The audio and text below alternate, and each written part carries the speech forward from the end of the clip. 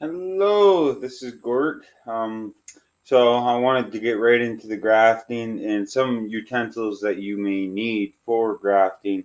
Now, I talked in one of the other pieces I did about the grafting kit. I just got this from outside. This is the grafting kit. We'll open it up here and we'll get right into it. The primary tools that you need for different functions and different graphs, but usually, universally speaking, with the graphs, they're pretty much all the same, except for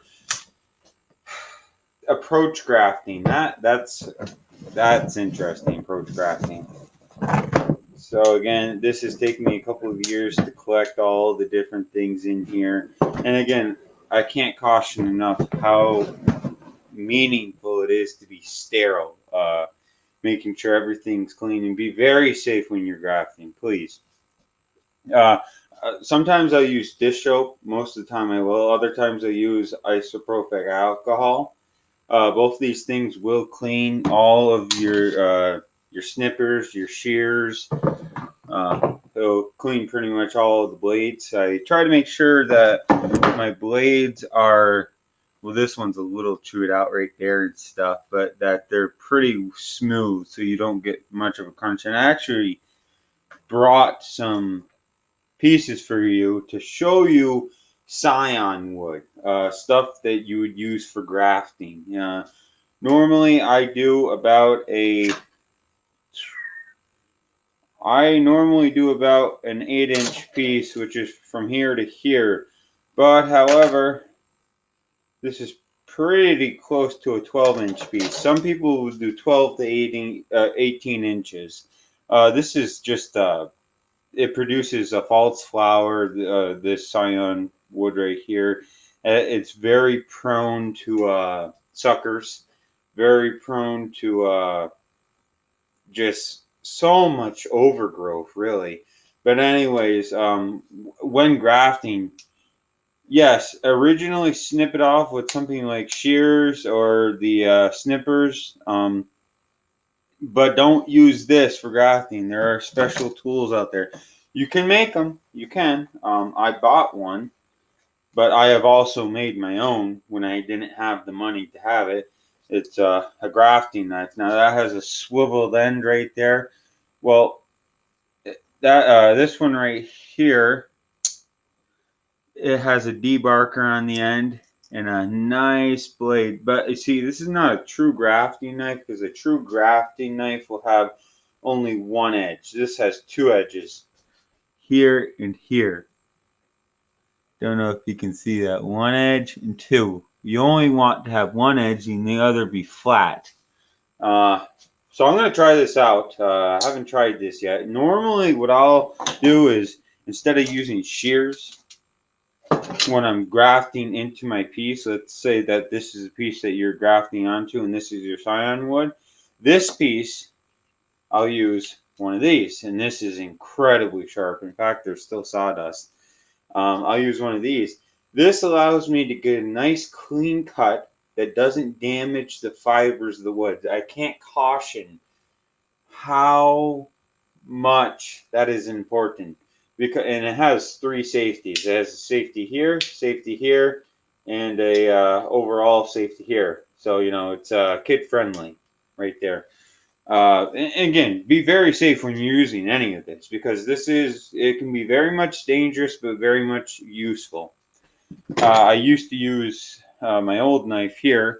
Uh, what I like grafting with when it comes to the whip and tongue, that's one of the grafts, is this guy. It's a box utility knife blade, and then you got a normal blade. Again, this thing needs to be cleaned. Holy, holy. And then I got a serrated edge with a, I think like a 45 right there. So this is a very handy device. And again, I keep it all in my kit. And if I can't keep it in the kit, I keep it by the kit. Around here in northern New York, you have from March to April the graft. You can go a little bit further. There is summer grafting, but I'm not too familiar with that yet. I know they do it over in California. That's a big thing there. Uh, Now, sealant. So when you have your graft union, completed, your branch and your your branch and your signing wood grafted. Some people will take beeswax. I've heard of Elmer's wood glue exterior, something non-toxic. Make sure it's environmentally safe, non-toxic. You can use a grafting compound. Make sure it says grafting compound and not just pruning compound, because it needs to hold in the moisture, the good bacteria, as well as keep out the bad bacteria, so that can heal properly. Because what's happening is when you take this scion piece of wood, this desired piece of wood, and I'm not saying this is it, I'm just saying whatever you choose for your fruit trees, you're putting this onto a live tree. Actually, both are, yeah, a live tree. And when you graft it in, it needs to heal properly in order for it to grow, in order for it to be strong at the graft union, and in order for infections not to occur. So again, making sure all your tools are sterile is highly important from tree to tree. I can't stress that enough. I mean, I was going out collecting with my shears, I was just, by the way, this is the shoots, this is the growth, this is the first year's growth right here. Pencil width, that's what you're going to look for. And I would just clip it, right? But between each tree, I was taking baby wipes and cleaning off my utensils, because I didn't want any bacteria from one tree to spread to another tree. You see, you have to be very safe. And my hands were clean. My hands are clean right now, actually. I just put soap and water on them, hot soap and water. So I made sure I'm very sterile, very clean, and very safe. When you're using the grafting knife here, or the utility box knife here, or your simple little knife here, first of all, don't cut towards you. Even though some grafting knives you can, be very cautious, be very safe. Remember, be aware of your surroundings. This one right here, obviously don't point it towards you. And it's great that it has a lock. That's a great safety. I mean, I'm trying to really tug on that, and that's a great safety. I mean, it's a great knife. I can cut up to, wow, I'd say probably 8 inches. We'll see here. 6 3/4. That's a big branch. I probably would never graft that size, just because that's a really old tree. If you think about it, 6 inches. That's an old tree. That's a big tree, and they're harder to graft the bigger they get. Younger trees have more life to them, easier to graft to, especially with the branches. Now, I talked about sealants, Elmer's wood glue, beeswax. You can also use, I imagine that you could use Crayola crayons, because they are non-toxic and they are a bee material, meaning the beeswax. Just don't use the paper on them. I do have these actually in here with matches, because with the beeswax, you have to heat it up on the stove.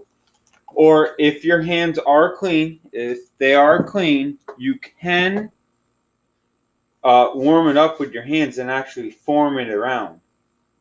What some people will do is, once they get the graft union in, okay, they'll put beeswax or their sealant on. Then they'll take their tape, which you can use plumber's tape because it stretches. You can use ribbon tape because it stretches, but beware, plumber's tape will choke out the graft union, and ribbon tape, when it's cold out, it does break, especially if it's tampered with. But anyways, they'll either put the sealant on first and then wrap it up, or they'll put the tape on first and then the sealant over that. So you have your structure and then you have it sealed to keep in the good bacteria on that union until it can get to the point where it can secede on its own. So that is a big thing. Now, basically, I've went through all the different tools that you may need for grafting. Hopefully I can really show you a good graph. I plan on showing, well, not plan on. You make plans in life and they end up not happening. Anyways, I have the idea, there we go, of showing a whip and tongue, a cleft, which a cleft, structurally it's good, it holds, but the success rate of that graft taking is, or the scion wood taking is very little. I think like 50 to 60%, what I found. And actually, with the cleft, for every inch you can put a scion wood. So, well, what I mean by that, you at least need an inch or less for one piece. But if you have at least 2 inches, then you can put two pieces, one on one end and one on the other. And kind of like this. This is a Honeycrisp, by the way, and this is a pear. Which actually, ironically enough, you could put on the same tree, but that's cross grafting, and there's a lot that goes into that. So basically, say this is parafilm. Parafilm is actually grafting tape is what you want to use for the sealant, by the way. Not the sealant, for the tape, for the structure to hold it. Let's say this is your ranch and you have a cleft graft, a double cleft graft like this. The reason people will do this, now let's say this is 2 inches.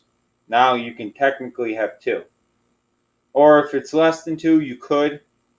But the reason people have two, a double cleft graft over a single, is because cleft grafts don't always take. And that's the big thing there. They won't always take. Now the whip and tongue, because another thing, you can't match cambiant layer to cambiant layer. That's your cell dividing layer. That's the layer that gives life to the scion wood. It's the cambiant layer of the rootstock and the cambiant layer of the scion wood. When they crossing is very possible. Even though it looks like it's dead on like this and it's a really good whip and tongue, they're not matched. They can't be matched. They can only be crossed. Some people will beg to differ with that, but it's very true.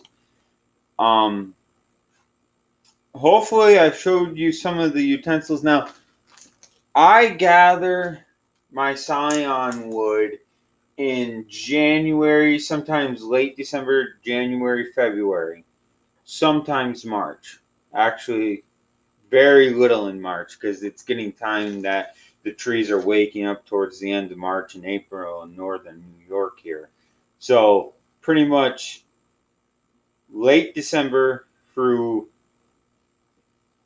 late February. That's the time period that you grab your grafts that you take. And what you want to do is actually put them in a plastic bag with a piece of damp paper towel, not too moist, so it won't grow mold, just a little bit to keep it fleshy. You want, when you see green, that's good. On the scion wood, that's good. And then throw it in the freezer, 42 degrees, 45 degrees, around there. I like to put it on the back of the freezer. Sorry, not freezer, refrigerator. Refrigerator. Put it in the refrigerator, not the freezer. Refrigerator. So 42 to 45, that's a good temperature, and it can last 3 to 4 months. I've actually had grafts, the last scion wood that's lasted in the refrigerator for 3 to 4 months on that temperature, and they were successful. So that's how you want to store it. It's very simple. Clean piece of paper towel, Ziploc bag, and actually, this is about the size of the scion wood I get because I can't fit any bigger unless I get a bigger bag. Or you can wrap it up with this and paper towel. This is a good wrap right here. So that's the essentials of what you'll need to graft. Again, you don't have to go out and buy a grafting knife. You can use a utility knife. You can use any knife. But the reason that a grafting knife is so good, which this one is not a true grafting knife, I hope to get one in the future. The reason why a grafting knife is so good is because even this utility knife is kind of bad because it has two edges. Two edges when you're doing like a whip and tongue. Sorry, a whip and tongue. Or a oh, what you got? Whip and tongue. You got a cleft. You got a bark graft. Mainly for the whip and tongue, because that, or just the tongue. The whip and tongue came later. Actually, it was originally just the tongue. For those two, a grafting knife is very essential because of the fact that, well, it has only one edge, and with one edge you can get a nice clean cut. And when you get that nice clean cut, there's no divots or waves in that cut, and it allows the cambium layers, the life-giving layers, the cell-active layers to cross. I was about to say match, no, cross. And that allows for more successful graft. You can do it with this, but you got to try to get the right angle and not make it wavy or curvy. And again, you don't want to just go at a 45 for your whips or for your tongues or your whipping tongues at a 45 with this, because what this does, shears or snips, what they do is that they'll crunch the fibers, and that won't allow the cells to get where they need to go. It won't allow the top crown hormones to go down to the roots, and vice versa, the root hormones to go up to the crown. Because it most likely won't succeed if you have a very junky cut like this. Now, if I were to do a 45, because I want to show you, because right there, see that? That's no good. That's no good, because you get your fibers all crunched, scrunched, and who knows what else is going on right here. So if I simply take this guy and I gotta replace the blade. Okay. Much cleaner. But you see that wave I'm talking about right here? That wave is why you need a grafting knife. Again, this probably will take, but it's just a much cleaner graft union when you have a good clean cut. You notice how that took me 2 or 3 tries? If you are really good and you have a good grafting knife, 1 try. They're that good. Literally, you go and you're done. That's a 45. It's so incredibly fast. You got commercial growers that will just, nurseries that will just go. And actually, they have machines where you don't even need this. They have residential machines, hand devices that will get you different types of graft unions. They also have machines for commercial grow. I like the traditional way because then I can know what it is I'm doing. And that for me means more than just, oh, look at that, I got a graft, you know? No, I want to take my time into it. And hopefully you want to do the same and take your time into it, because, God can show you so many different things when it comes to grafting, when it comes to planting, gardening, vegetable gardens, flower gardens. Believe me, I've done them all. When it comes to flower beds, I was doing that since I was about 10 years old. Give or take. Vegetable gardens, me and my family, we always came together, and every day we'd pull out the big weeds, the little weeds, and we'd make sure they're nice and healthy with good nutrients in the soil. Grafting, this is only part of it. There is so much that goes into grafting that you have to break it up into sections. I mean, some people will just go through it all in one big bang, but honestly, it does take a lot, you know. So that's what you need for grafting. That's how you can store your grafts, at least if you're up here in northern New York. Now, I don't know the time frames for other places, so don't take my word on if you're in a different place. But if you're in New York or by New York, I would say these are a good time for you. However, don't take it to be true. Um, Hopefully, I can get out there and show you firsthand some different grafts. Like I said, the whip and tongue, the cleft, the bark, the T graft, the side veneer. Approach grafting, again, I'm not too familiar with it. I could try. Another name for the bark graft would be the, well, yeah, I said T. That's like a bud graft. But bark graft, which is similar, is a brim. You'll hear people say the brim graft. That's bark, the bark graft. Um, I do know all of them. And by the way, the bark or the brim graft is whew, by far one of the best grafts. I mean, you get the best success rates, successful graft unions, and great growth. Man, wow. It's quite interesting the growth that you'll get. It does take time. Anything in nature, anything that God has allowed to grow will take time. There's no doubt about it. It's like watching water boil, but it's so incredible to watch it because you watch water boil, it's boring as heck. You watch what's happening out there through the winter, summer, fall, spring, summer, fall months, and you'll be amazed. You're like, how did I not see this before? It's simply because, well, you weren't looking. But start looking because it's out there. I'm telling you, there's a whole bunch of stuff that you can do, that you can see, that you can be a part of. That's really good. That's really healthy. So be safe, but go out there and do it. See you later.